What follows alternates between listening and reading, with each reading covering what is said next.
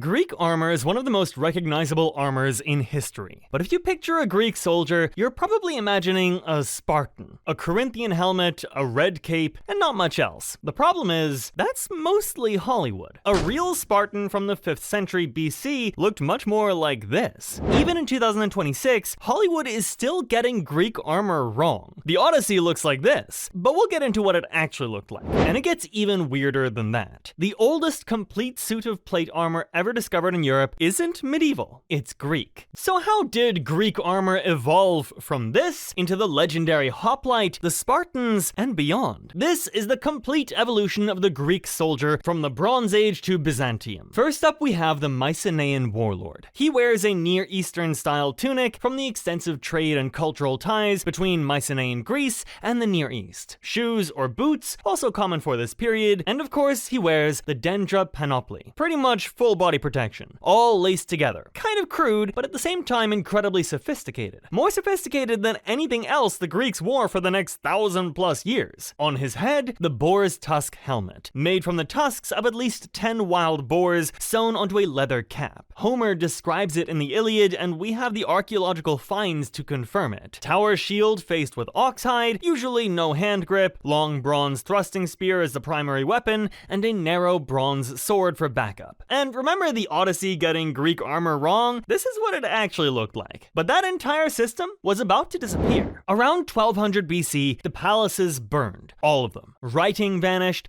bronze working vanished, Greece entered what historians call the Dark Ages. This warrior comes from one of the less well understood periods of Greek history. He does not wear much gear. What little he does wear is based on bronze figurines from the 8th to 6th centuries BC. A shield, an iron sword, a spear. Almost no armor. Despite the light equipment, contemporary art suggests a lot of swords play, so the fighting may have been quite vicious. But around 720 BC, heavy armor started coming back, and this time the men wearing it would not be palace elites. They would be farmers. The hoplite was a citizen soldier who bought his own gear. He wears a chiton, basically an ancient Greek tank top, under a very impressive and expensive full suit of bronze armor that would have made him look like a walking statue. He carries a thrusting spear and a throwing spear. Hoplites seem to have carried 2 spears into battle right up until the Persian Wars and stopped using the throwing spear soon afterward. His Corinthian helmet covers the entire face. Iconic, but you could barely see or hear in it. His shield, the aspis, was designed so the right edge protects the man standing next to you. It only worked in formation. The shield literally forced cooperation. In the phalanx, these men crushed everything they faced for 200 years. At Marathon and Plataea, outnumbered Greek hoplites broke through Persian formations. The phalanx seemed invincible. But the men who proved it at Thermopylae were not just Spartans. One of the unsung heroes of Thermopylae, the Thespians, being one of the units that volunteered to stay with the Spartans while the rest retreated. They are associated with black cloaks, although there does not seem to be any clear evidence of this practice. Standard hoplite gear. Shield with a lunar symbol associated with Thespiae. Roughly 700 of them died at the pass. But the Spartans who fought beside them did not look like you think. Probably not what you expected. Many Spartan hoplites during the Peloponnesian Wars wore little armor, which should make us think hard about how hoplite warfare actually worked. By the late 5th century BC, the pilos helmet is associated with the Spartans, but there's no clear evidence tying it specifically to Sparta. The lambda on the shield did not appear until the Peloponnesian Wars. Crimson cloak, exomus tunic. And we had to do this. The Hollywood version is obviously ahistorical for the Persian Wars, but swap the leather for an exomus and he's basically a Peloponnesian War era Spartan. So maybe not that crazy after all. Boys entered the agoge at 7. At their peak, roughly 9,000 Spartiates held the entire system together. By the 4th century, fewer than 750 remained. Sworn enemy of Sparta. The Boeotian helmet is open-faced, which suggests Greek warfare was becoming more fluid over time, though he still wears a heavy muscle cuirass. The club blazon on his shield is mentioned by Xenophon and possibly linked to Hercules. The Thebans under Epaminondas shattered Spartan dominance at Leuctra in 371 BC by stacking 50 ranks deep on one wing instead of the standard 8. But while deeper formations could beat Sparta, the real revolution came from an entirely different direction: lighter troops. This one is a bit contentious since the sources are not entirely clear on how and how much this troop type was used. He does seem to be at least a bridge between the hoplite and the later Hellenistic types. Lighter shield, longer spear, boots instead of sandals. At Lycaeum in 390 BC, troops like these killed roughly 250 to 600 Spartan hoplites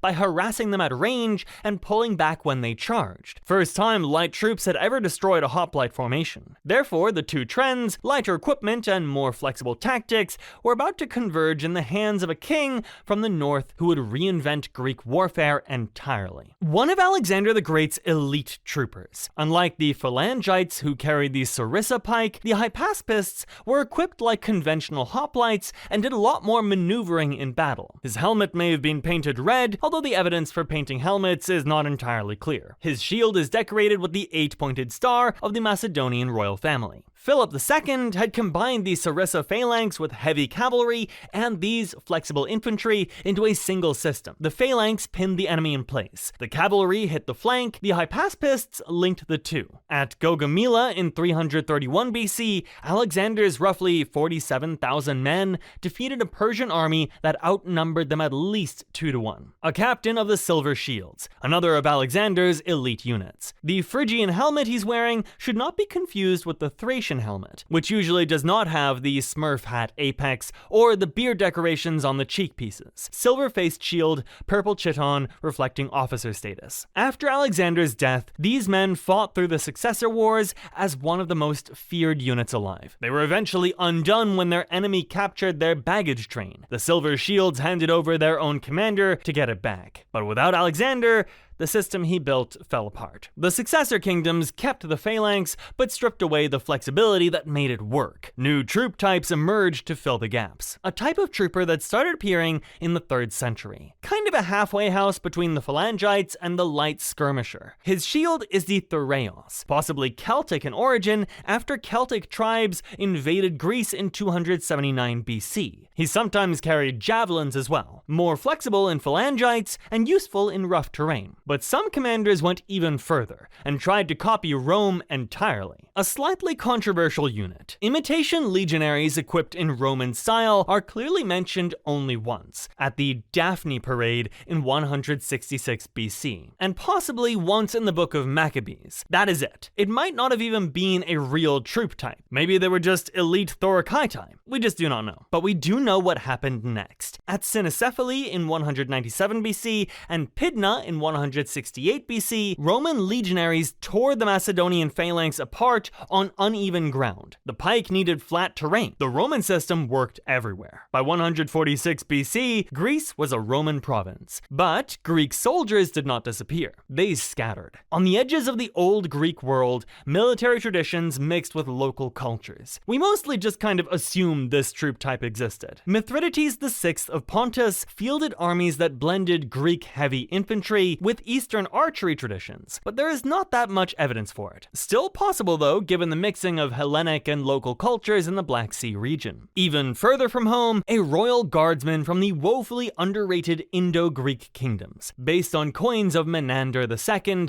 and a later Gupta period statue. Scale armor instead of a muscle cuirass, because it looked a bit more exotic. His shield is decorated with Buddhist symbols. Greek military organization fused with Indian martial traditions thousands of kilometers from the Aegean. But back in the Mediterranean, Greek soldiers were now serving a new master. This figure is actually based on a specific man, Marcus Aurelius Alexius, a Spartan soldier in the Roman army. He might have served in one of the enigmatic Spartan cohorts raised by Caracalla, which sound fancy but were probably just conventional legionary units. In the same vein as the previous one, a so-called Phalangarius serving under Caracalla or Severus Alexander. It's hard to make complete sense of this strange equipment, and most scholars think the Phalangarii were just a conventional legionary unit with a fancy name. The independent Greek way of war was long dead, but the Greek military tradition was not. Fast forward a few hundred years, and here is a heavy infantry trooper as described in Emperor Maurice's Strategicon. Conical helm, laminar banner, cuirass,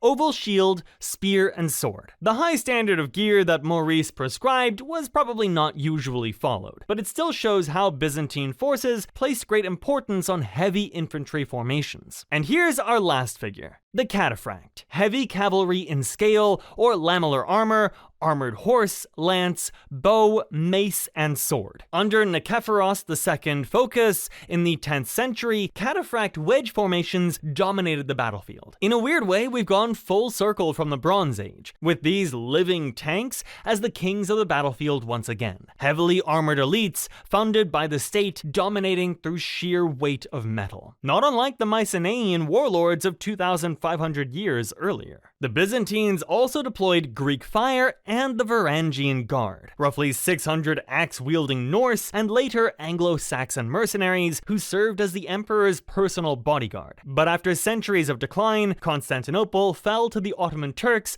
on May 29, 1453. The last Greek army died with it. If you'd rather listen than watch, whether you're cooking, driving, working, gaming, or falling asleep, we're on Spotify too. Links in the description.